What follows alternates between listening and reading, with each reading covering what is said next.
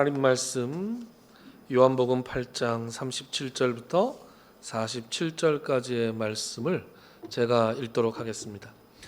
나도 너희가 아브라함의 자손인 줄 아노라. 그러나 내 말이 너희 안에 있을 곳이 없으므로 나를 죽이려 하는도다.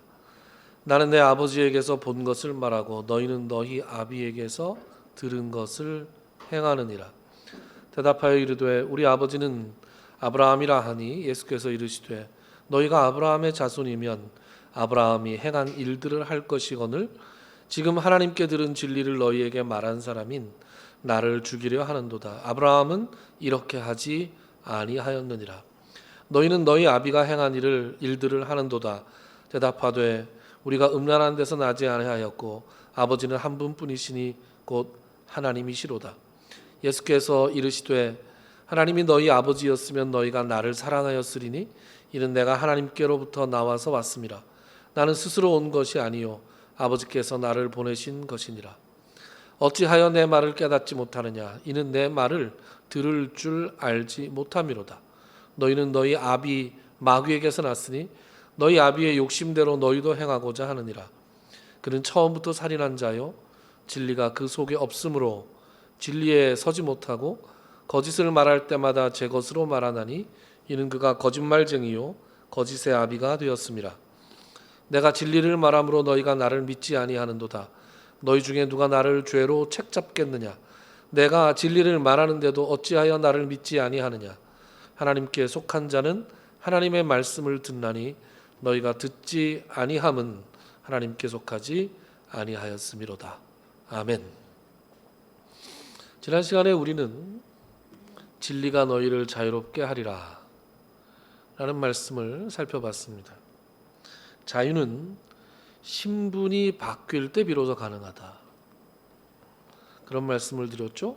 노예는 주인에게 버림받지 않기 위해서 내가 그 집에 머물러 있어야만 하는 필요를 끊임없이 그 주인에게 증명해야만 그 집에 남을 수 있었지만 아들은 그럴 필요가 없었습니다. 아들이 그 집에 있는 것은 그냥 그 자체로 너무나 당연한 것이기 때문입니다. 진리이신 예수님을 믿고 예수님의 진리의 말씀을 믿는 사람들은 하나님께서 무엇으로 삼아주신다고요? 하나님의 자녀로 삼아주신다고요.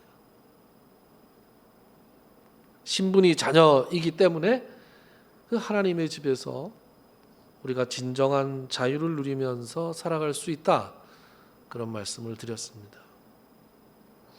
그런데 이 진리가 너희를 자유롭게 하리라고 하신 그 예수님의 말씀에 대한 유대인들의 반응이 무엇이었다고요? 자유라니. 우리가 노예가 아니라 자유인인데, 우리가 아브라함의 자손인데 우리를 자유롭게 해주겠다는 것이 도대체 무슨 말씀입니까? 그래서 지난주 본문에서는 예수님께서 그들에게 그들이 자유인인 줄 알고 있지만 사실은 자유인이 아닌 이유를 지적해 주고 계세요. 뭐라 그러세요? 죄를 범하는 자마다 다 죄의 종이다.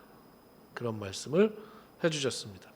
그리고 이제 오늘 본문에서는 진정한 자유인이라면 그 삶 가운데서 나타날 수밖에 없는 어떤 표시가 있다는 거예요. 그 표시가 무엇이냐라는 것을 예수님께서 말씀해 주십니다. 우리 37절부터 40절까지를 같이 한 목소리로 읽어볼까요? 시작. 나도 너희가 아브라함의 자손인 줄 아노라. 그러나 내 말이 너희 안에 있을 곳이 없으므로 나를 죽이려 하는도다. 나는 내 아버지에게서 본 것을 말하고 너희는 너희 아비에게서 들은 것을 행하느니라. 대답하여 이르되 우리 아버지는 아브라함이라 하니 예수께서 이르시되 너희가 아브라함의 자손이면 아브라함이 행한 일들을 할 것이거늘 지금 하나님께 들은 진리를 너희에게 말한 사람인 나를 죽이려 하는도다. 아브라함은 이렇게 하지 아니하였느니라. 아멘. 나도 너희가 아브라함의 자손인 거 안다는 거예요. 나도 알고 있어.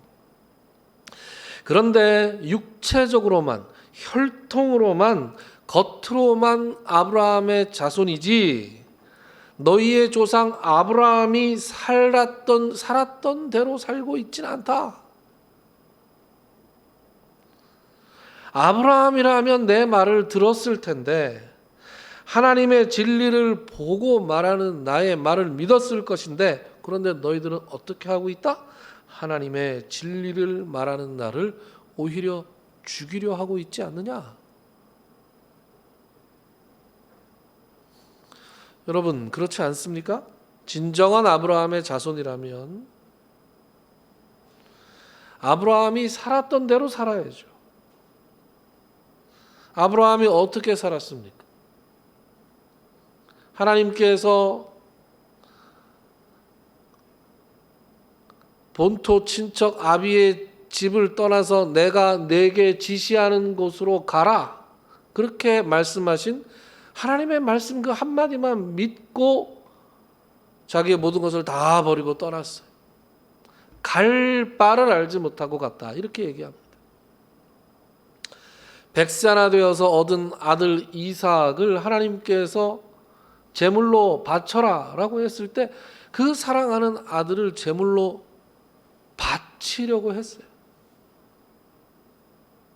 칼을 들고 찢기 직전까지 갔어요.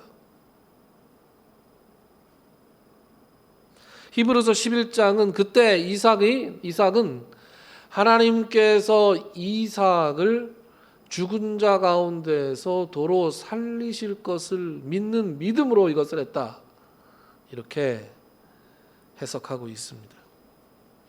아브라함은 평생 자기 자신을 고향을 찾아가는 나그네 올시다, 이렇게 소개를 했어요. 그런데 그 고향은 자기가 떠나온 본토 친척 아비의 집이 아니었습니다.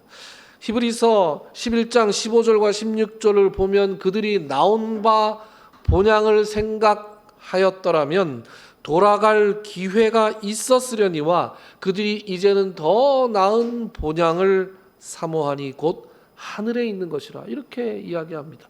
그들이 내가 언제든지 고향을 찾아가고 있는 나그네에 올시다 라고 얘기할 때 그 고향은 세상에 속한 고향이 아니었다는 거예요.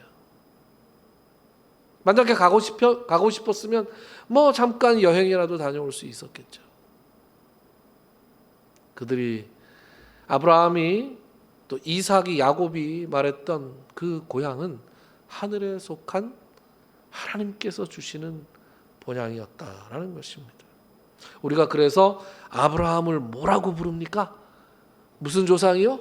믿음의 조상, 그렇게 부르는 겁니다. 오늘 본문에서 예수님이 유대인들에게 말씀하세요. 내 말이 너희 안에 있을 곳이 없다. 그래서 결국 나를 죽이려고까지 하고 있다. 왜? 사실은 너희의 아버지가 아브라함도 아니고 하나님도 아니고 마귀이기 때문이다, 그렇게 말씀하세요. 41절부터 44절까지를 한번 봅시다. 자, 좀 길지만 41절, 42절을 제가 읽고 43, 44를 여러분들과 함께 읽겠습니다. 너희는 너희 아비가 행한 일들을 하는도다. 대답하되 우리가 음란한 데서 나지 아니하였고 아버지는 한 분뿐이시니 곧 하나님이시로다. 예수께서 이르시되 하나님이 너희 아버지였으면 너희가 나를 사랑하였으리니 이는 내가 하나님께로부터 나와서 왔음이라. 나는 스스로 온 것이 아니요 아버지께서 나를 보내신 것이니라. 어찌하여 내 말을 깨닫지 못하느냐? 이는 내 말을 들을 줄 알지 못함이로다. 너희는 너희 아비 마귀에게서 났으니 너희 아비의 욕심대로 너희도 행하고자 하느니라. 그는 처음부터 살인한 자요 진리가 그 속에 없으므로 진리에 서지 못하고 거짓을 말할 때마다 제 것으로 말하나니 이는 그가 거짓말쟁이요 거짓의 아비가 되었음이라. 아멘. 41절에 그들이 뭐라고 주장합니까? 우리 아버지는 하나님이십니다. 그런데 예수님께서 뭐라 그러세요? 아니다. 너희들의 아버지가 만약에 하나님이시라면 너희가 나를 알아봤을 것이다. 사랑했을 것이다. 내 말을 듣고 깨닫고 믿었을 것이다. 그러나 너희들이 그렇게 하지 않는 것을 보면 너희의 아버지는 하나님이 아니라 마귀다. 아버지가 누구냐라는 것은 다시 말해서 그 사람이 누구에게 속해 있는가 하는 문제입니다. 주님은 내가 누구 편인가, 내가 누구에게 속해 있나라는 것이 결국 드러날 수밖에 없다, 이렇게 말씀하세요. 말씀을 밀어내는 쪽으로 고집이 굳어지게 되면 그것이 도대체 어떤 영이 역사하고 있는 것인지 알 수 있다는 것입니다. 여러분, 이런 식의 말은 현대인들이 매우 싫어하는 말입니다. 이분법적이고 뭔가 낙인을 찍는 것 같은 그런 말이에요. 그러나 여러분, 우리 한번 정직하게 한번 판단해 보자고요. 영적으로 과연 중간지대라는 것이 있을 수 있습니까? 44절을 한번 특별히 봅시다. 마귀와 그에 속한 사람들의 특징이 44절에 쭉 열거되어 있어요. 눈으로 한번 보시면서 핵심적인 단어가 처음에 뭐가 나와요? 욕심과 살인이 나옵니다. 욕심과 살인, 죄의 시작과 죄의 끝이에요. 오늘 본문에서 특별히 드러난 그들의 욕심이 뭐냐? 예수님의 진리의 말씀을 받아들이기보다는 자기들의 신분과 자존심을 지키려고 그 진리를 밀어내고 있는 것이 그들의 욕심입니다.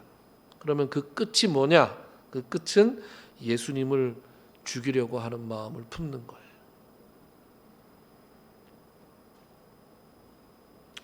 야고보서 1장 15절에 보면 이런 유명한 말씀이 나옵니다. 욕심이 잉태한즉 뭐를 낳아요? 죄를 낳고, 죄가 장성한즉 뭘 낳아요? 사망을 낳느니라. 욕심과 죄와 사망이 하나의 세트, 종합 선물 세트라는 거예요. 모든 죄의 근본이 욕심에서 나오는 것이고 그것이 결국 사망, 그러니까 하나님과 단절된 상태로 우리를 내몰아갈 수밖에 없다는 것입니다. 사도 바울도 로마서 6장 23절에서 그렇게 말합니다. 죄의 삭슨 사망이요 하나님의 은사는 그리스도 예수 우리 주 안에 있는 영생이니라. 여러분, 요새 삭이라는 말 잘 안 쓰죠? 뭐라고 씁니까? 페이? 임금. 그죠? 우리가 열심히 죄를 지으면 그 죄가 우리한테 월급을 주는데 사망으로 월급을 준다는 거예요.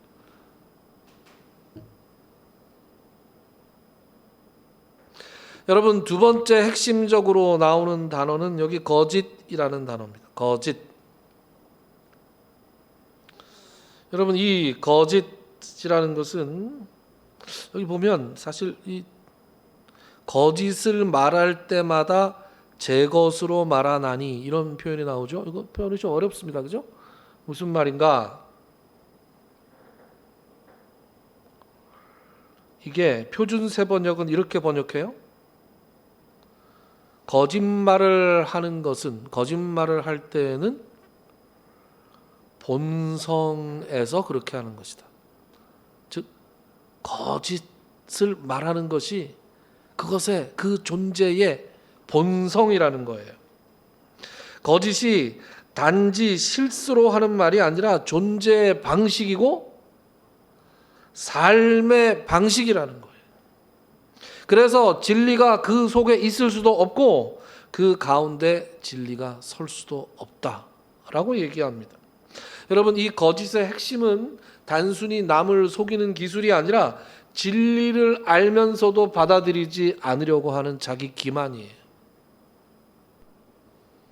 진리가 자기를 비추고 드러내고 할 때마다 그 진리를 받아들이기보다는 그 진리를 밀어내고 변명하고 포장하고 다른 말로 바꿔치기 하는 것입니다. 이게 마귀고, 마귀에게 속한 자들이 이런 거짓된 방식으로 살아간다는 거예요.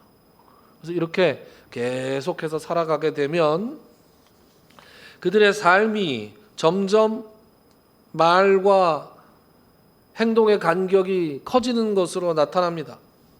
말과 행동을 일치시키려는 고민이 점점 사라지고 상황에 따라서 자기의 유리함과 불리함에 따라서 손바닥을 짚듯이 말을 바꿔요.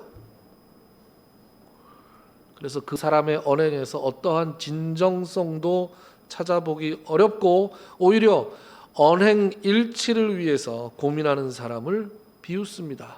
그렇게 세상을 순진하게 살면 되겠어.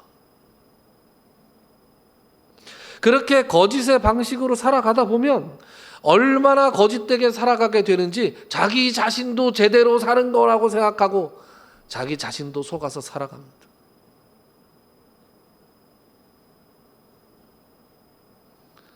여러분, 제가 이렇게 쭉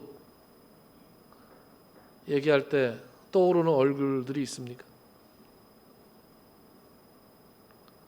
거기 혹시 내 얼굴은 없습니까? 오늘 주님께서 우리에게 이런 말씀을 하시는 것은 내 속에 있는 그 얼굴을 보라고 지금 말씀하고 계시는 거죠. 하나님께 속한 자의 특징을 마지막으로 한번 살펴봅시다. 47절 이런 말씀 같이 읽어보죠. 시작. 하나님께 속한 자는 하나님의 말씀을 듣나니 너희가 듣지 아니함은 하나님께 속하지 아니하였음이로다. 아멘. 이것이 핵심이에요. 37절에 나오는 말씀과 47절에 나오는 말씀이 이렇게 수미 쌍관식으로 결론을 내리고 있습니다. 하나님께 속한 사람의 특징이 뭐예요? 하나님의 말씀을 듣는 겁니다. 말씀을 사모하고 말씀에 나를 비추어 보고 말씀 안에 거하는 거예요. 하나님께 속하지 않은 사람의 특징은 하나님의 말씀을 듣지 않는 거예요. 듣지도 않고 듣는다 하더라도 깨닫고 실행하지 않고 자신에게 유리한 말씀은 받아들이고 거치는 돌이 되는 그런 말씀은 과감하게 잊어버립니다. 그래서 예수를 믿든 안 믿든 식당 같은 데 가면 하나님 말씀 하나씩 써 있죠. 그죠? 무슨 말씀 주로 써 있어요?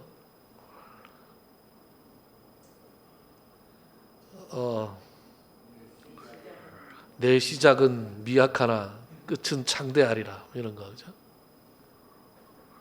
몇몇 단골 말씀들이 있잖아요. 그죠? 그런 거 좋아합니다.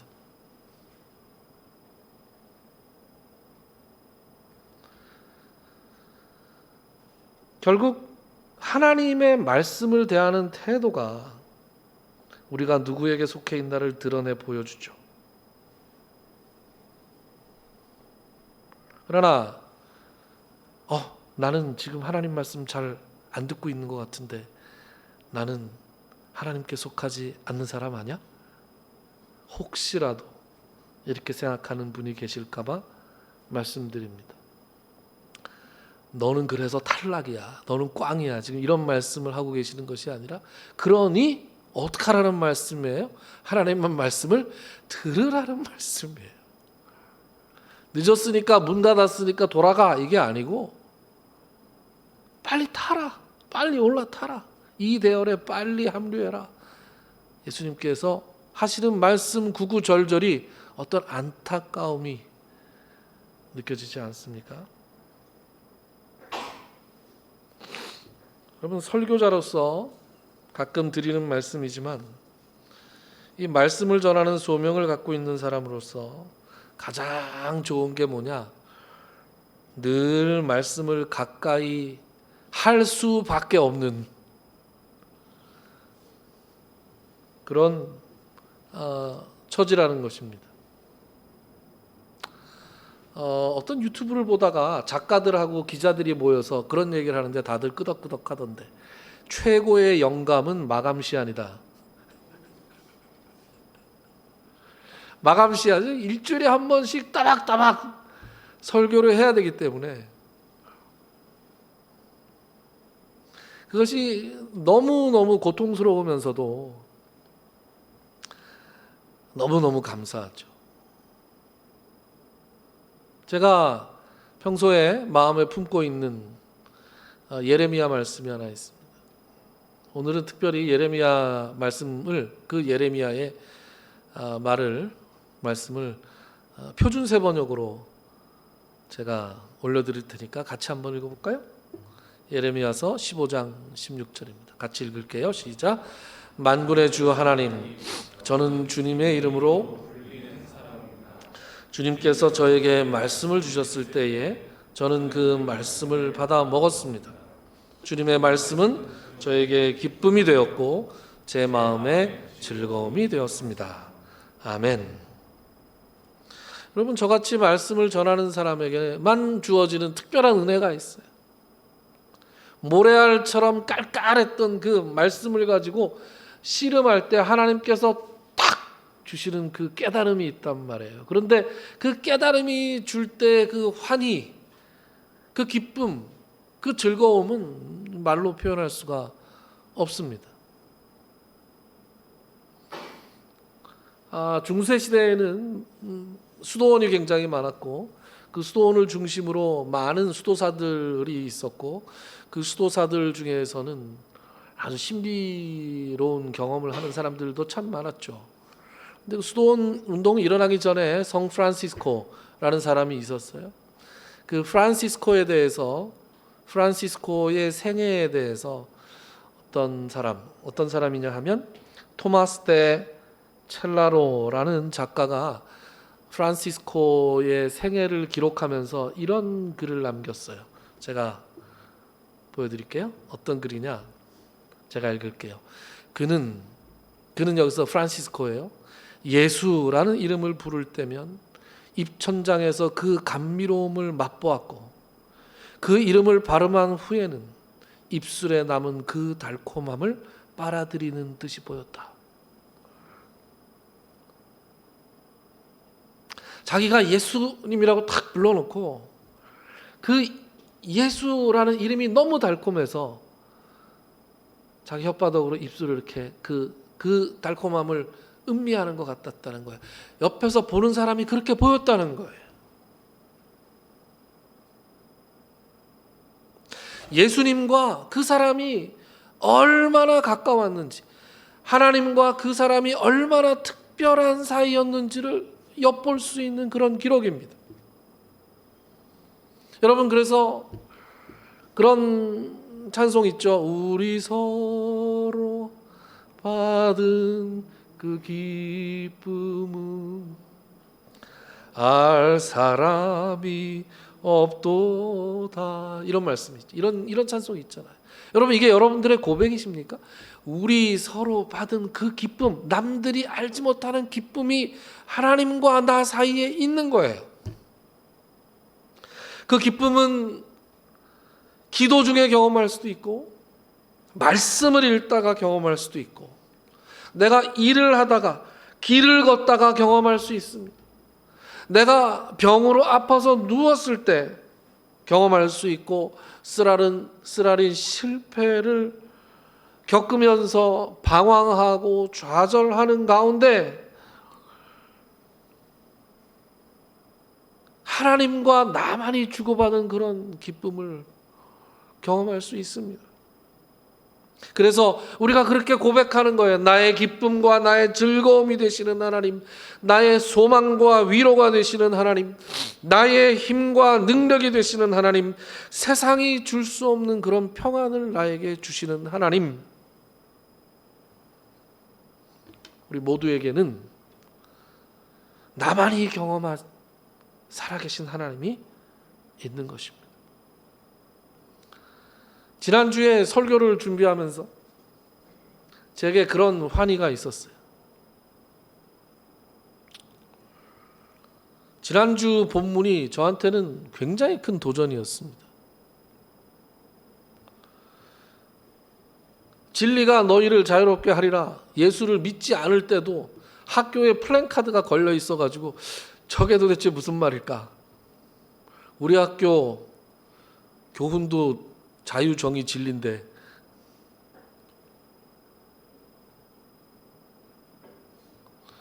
예수를 믿고 난 다음에 또 설교자가 되고 나서도 진리가 너희를 자유롭게 하리라 라는 이 말씀을 가지고 한 번도 설교를 못 해봤어요. 왜냐하면 이게 알 것 같기도 하고 모를 것 같기도 하고 그랬어요. 더군다나 그 말씀 앞뒤에 나오는 예수님의 말씀의 문맥을 보면 정말 이게 무슨 말씀인지 알쏭달쏭했어요.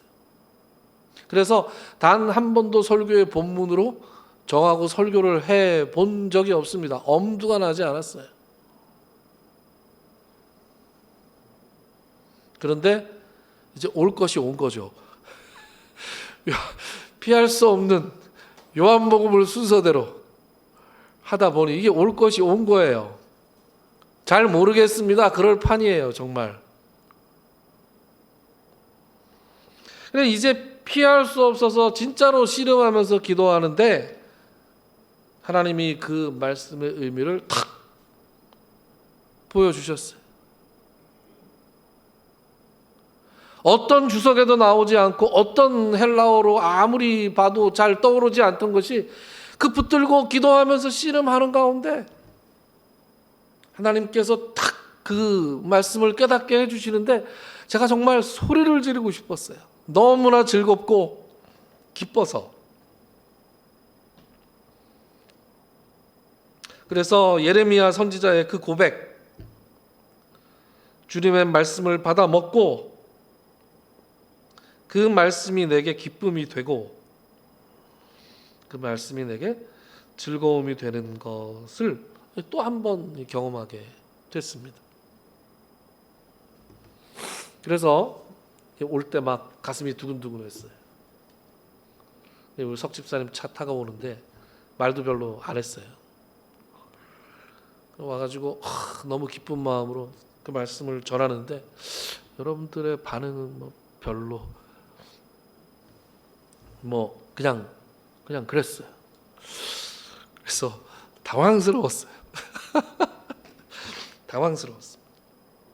그래서 역시 내가 기쁨으로 뭔가를 받는 거하고 내가 그걸 그 정도의 느낌으로 여러분들 마음속에 그 동일한 그 기쁨을 전달해 드리는 거하고는 또 좀 다른 게 있나 보다. 그러면서 조금 쓸쓸하고 좀 실망하고 그랬습니다. 사실은 매주 설교를 하면서 그런 감정이 있죠. 망했다. 망했다. 야, 빨리 끝내고 밥이고 뭐고 빨리 잊혀갔으면 좋겠다. 그럴 때 대체로 그렇습니다. 그리고 어느 날은 또 오늘은 좀 그래도 괜찮은 것 같다. 이런 식의 생각을 끊임없이 하죠. 매주 합니다. 근데 희한한 건 이제 아주 가끔씩 피드백이 올 때가 있어요. 카톡으로 피드백이 올 때가 있는데 목사님 오늘 설교의 은혜를 많이 받았습니다. 아주 가끔 와요.